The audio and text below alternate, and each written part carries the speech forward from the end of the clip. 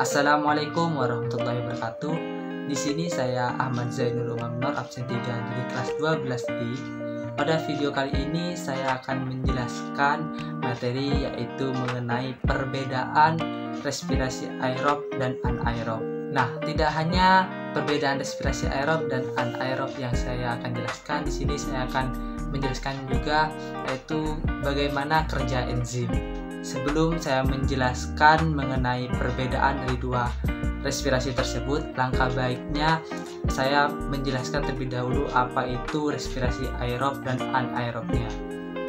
Nah, yang pertama kita mengetahui dulu apa itu respirasi aerob. Respirasi aerob adalah reaksi katabolisme yang memerlukan suasana aerobik, di mana dalam prosesnya keberadaan oksigen ini dibutuhkan, jadi memerlukan oksigen. Nah, hasil dari reaksi ini adalah energi dengan jumlah yang besar. Berikut kita lanjut untuk mengetahui diagram mengenai respirasi aerob. Nah, tahap yang pertama dari respirasi aerob yaitu glikolisis. Glikolisis adalah pengubahan glukosa atau C6 menjadi asam pirufat atau C3, di mana proses glikolisis ini berlangsung di sitoplasma. Selanjutnya, reaksi yang kedua ada dekarboksilasi oksidatif. Nah, yang ini ya.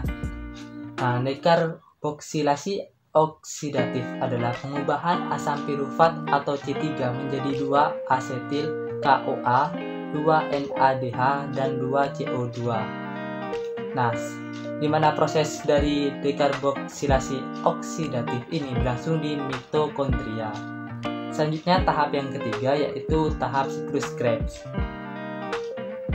Nah, yang ini tahap siklus Krebs ini adalah reaksi penyatuan mitokondria asetil CoA dengan asam oksaloasetat yang menghasilkan CoA, 6 NADH, 2 FADH2, dan 4 CO2. Siklus Krebs ini berlangsung di mitokondria. Tahap yang terakhir yaitu transfer elektron. Transfer elektron adalah reaksi reduksi atau oksidasi dari NADH2 dan molekul FADH2 yang pada akhirnya menghasilkan H2O, juga energi berupa ATP. Nah, transfer elektron ini berlangsung di membran mitokondria. Nah, selanjutnya yaitu ada respirasi anaerob. Nah, apa itu respirasi anaerob? Respirasi anaerob ada reaksi pernafasan yang tidak memerlukan oksigen atau O2. Respirasi yang satu ini terjadi pada bagian sitoplasma dan tujuannya untuk mengurai senyawa organik. Respirasi anaerob hanya menghasilkan sejumlah energi yang jauh lebih kecil, yaitu hanya 2 ATP saja. Respirasi anaerob ini terdiri dari fermentasi asam laktat dan fermentasi alkohol.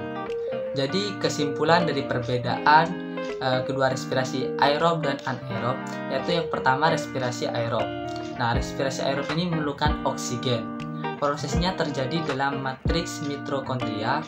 Respirasi ini bertujuan untuk memecah senyawa organik ke anorganik, menghasilkan energi dalam jumlah yang besar yakni 36 ATP.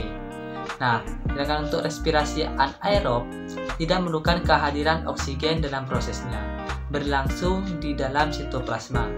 Tujuannya yaitu untuk mengurai senyawa organik. Hasil akhirnya berupa energi tapi dalam jumlah yang sedikit yakni 2 ATP saja. Selanjutnya yaitu materi yang terakhir mengenai kerja enzim. Nah, perlu diketahui enzim itu apa? Enzim adalah protein yang bertindak sebagai biokatalisator. Nah, biokatalisator ini artinya yaitu agen kimia yang bertugas mempercepat suatu reaksi kimia tanpa ikut bereaksi. Nah, cara kerjanya itu sangat unik.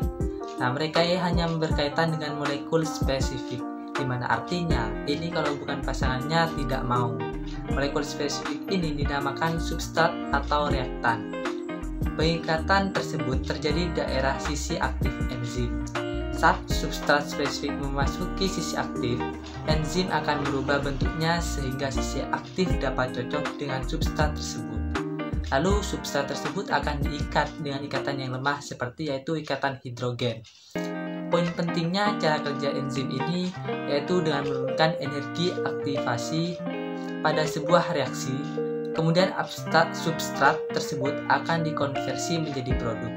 Saat reaksi sudah selesai, produknya akan dirilis dan enzim kembali ke bentuk semula dan siap untuk membantu reaksi kimia lainnya. Sekian penjelasan dari saya. Kurang lebihnya mohon maaf. Wassalamualaikum warahmatullahi wabarakatuh.